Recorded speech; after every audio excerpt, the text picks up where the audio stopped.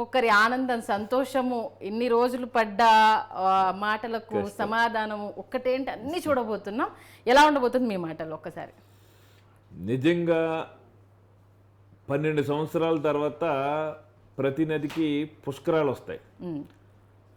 అలాగే 140 సంవత్సరాల తర్వాత మహాకుంభమేళ వచ్చింది.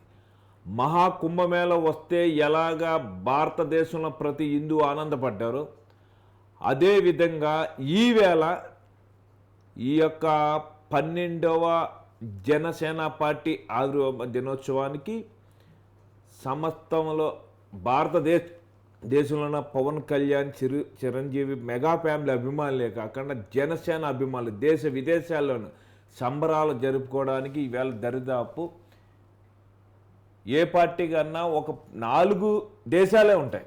కానీ జనసేన పార్టీకి దరిదాపు 23 దేశాల్లో ఈ యొక్క 12వ ఆవిర్భావ దినోత్సవం జరుపుకోవడానికి రంగం సిద్ధం చేసుకున్నాం. అలాంటిది ఓ పక్క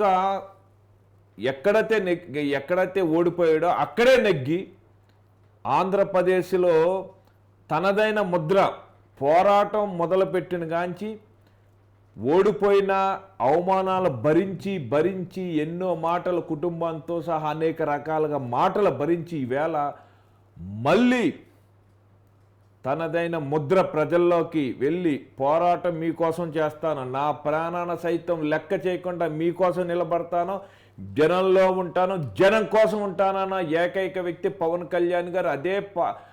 ఆ వ్యక్తే మళ్ళీ జనసేన పార్టీ జనాలతో జేకొట్టించుకుని జనం కోసం నిలబడ్డాడు. జనం కోసం పార్టీ జనమే నిలబెట్టారు.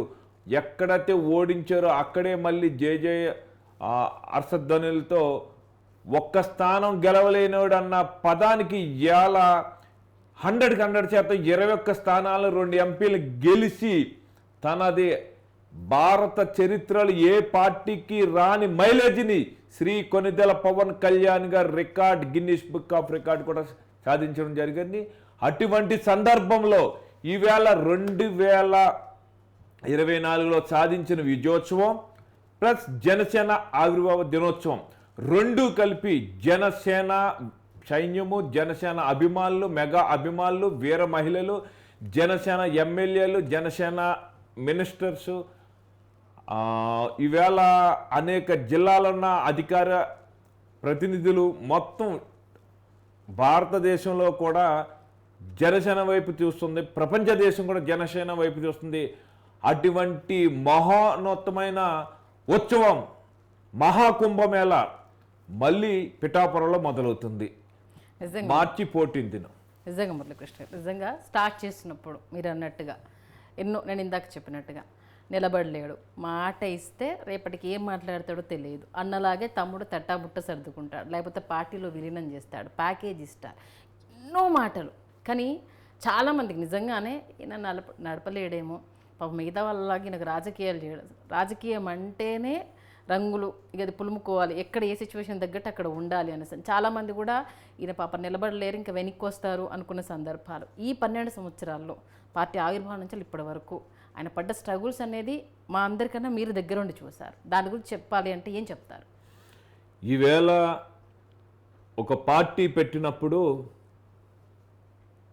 అనేక సందర్భాల సమాజంలో ఒక వ్యక్తి ఒక చిన్న వ్యాపారం పెట్టినా అనేక రకాలుగా విమర్శలు చేస్తుంటారు, ఒక వ్యక్తి ఎదిగాడంటే అనేక రకాలుగా విమర్శలు చేస్తుంటారు. కానీ ఒక పార్టీ పెడతామంటే ఒక పార్టీ నుంచి పార్టీ మొత్తానికి తన సొంత అన్నయ్య శ్రీ కొనిదెల చిరంజీవి గారు విలీనం చేసేసినా సరే ఏమాత్రం తగ్గకుండా ప్రజలకు న్యాయం చేయాలి, నమ్మిన వాళ్ళకి తప్పకుండా న్యాయం చేయాలని ఒక దృఢమైన సంకల్పంతో తన జీవితంలో సాధించవలసింది చాలా ఉన్నదని ఒక దృఢమైన సంకల్పంతో తన ఫామ్ హౌస్లోనే ఎన్నో పుస్తకాలు చదివి, ఆ పుస్తకాలు నిజంగా మీరు భారతదేశంలో ఇంతమంది దరిదాపు 100 కోట్ల పైబడే జనాభా ఉన్నారు, ఎవరో చదవలేని పుస్తకాలు ఆయన చదివారు. ఆయన చదివింది ఇంటర్మీడియటే, కానీ చదవటంలో ప్రపంచ జ్ఞానం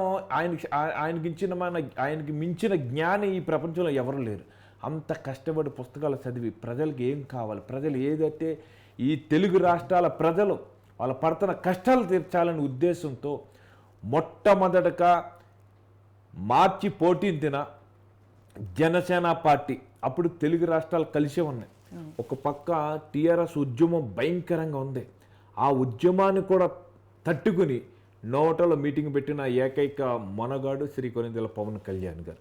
అప్పుడు సహకరించింది అతి తక్కువ మందే. గద్దర్ గారు, మాజీ నక్సలైట్ అయిన రవి గారు. ఆయన వాళ్ళిద్దరి యొక్క పోరాటం కూడా ప్రజల కోసం, ప్రజల్లో అడుగుకెళ్ళి నక్సలైట్లో కలిసి గద్దర్ గారు పోరాటం జరిగింది. అదేవిధంగా ఆయన పాటలతో జనాల్ని ఇప్పటికీ నేను గద్దర్ గారంటే చాలా అభిమానిస్తాను. ఎందుకంటే అతని అభిమానం చూస్తే ఎంత అభిమానం కదా. ఏంటంటే ప్రతి గలంలోని ప్రజలను చైతన్యం చేసే వ్యక్తి శ్రీ గద్దర్ గారు. ఆ రోజున పవన్ కళ్యాణ్ గారిని ఒకటే అన్నారు, కొడక నువ్వు సాధిస్తావు అనే మాట అన్నాడు. నేను సాధించగలను అనే ఒక బలమైన సంకల్పంతో, ఆయన ఒక దృఢమైన సంకల్పంతో పెన్నా పేపర్ మీద రాసిన పార్టీ జనసేన పార్టీ. మొట్టమొదటిగా జనసేన పార్టీ అంటే జనం కోసం, జనం జీవితాలు నిలబెడటానికి జనమే ఒక పార్టీ అవ్వాలి.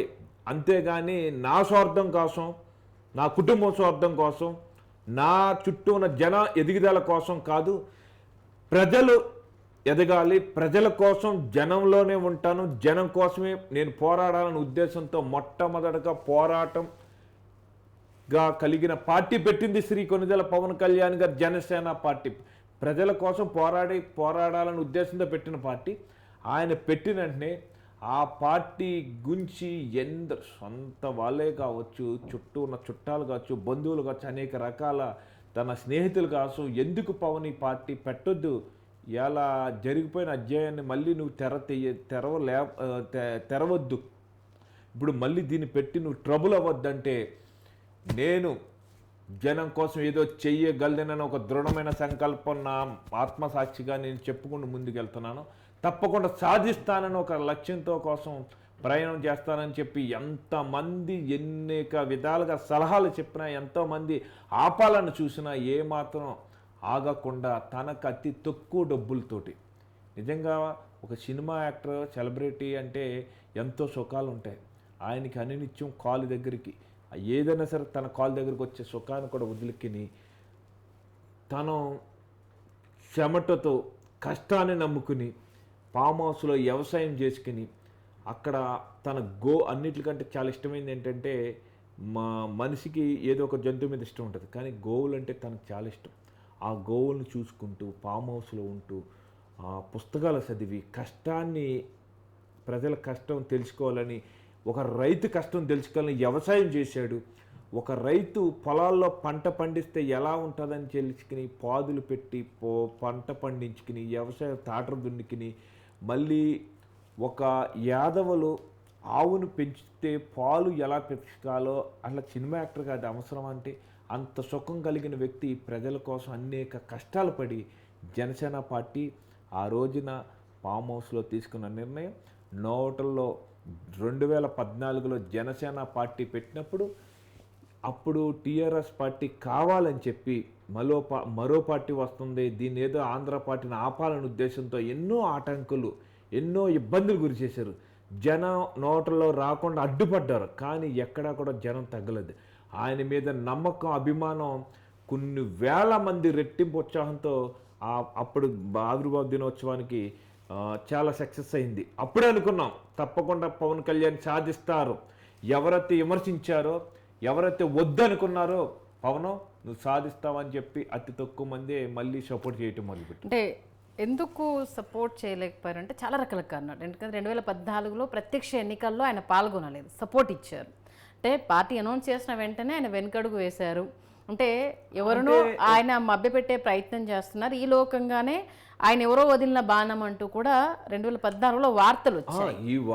ఆ వార్తలు చూస్తే నిజంగా చెప్పుకుంటూ పోతే ఆ వార్తలు అసలు ఒక ఆంధ్రప్రదేశ్ రోడ్లు అన్ని వార్తలు, వదంతులు, ఎవరో కావాలని రకరకాలుగా ప్యాకేజ్ తీసుకున్నారని మాటలు అన్నారు. 2014లో జనసేన పార్టీ నోటలో పెట్టినప్పుడు ఆయన అన్నారు, ప్రజల కోసం పోరాడటానికి, ప్రజల యొక్క సమస్యలు తీర్చడానికి పార్టీ కానీ నేను లబ్ధి పొందడానికి నేను ఒక రాజకీయ నాయకుడిగా మళ్ళీ ముఖ్యమంత్రి స్థానంలో కూర్చోవాలనే ఆలోచన కానీ ఏమీ లేదు. ప్రజలు, తెలుగు రాష్ట్రాల ప్రజలు చాలా ఇబ్బంది పడుతున్నారు. వాళ్ళ కష్టాలు తీర్చాలి, వాళ్ళ తరపు నేను పోరాడాలి, రోడ్డు మీదే పోరాడతాను తప్ప అసెంబ్లీలో పోరాడను అనే పదం అప్పుడే మొట్టమొదటిగా చెప్పడం జరిగింది. కానీ అంటే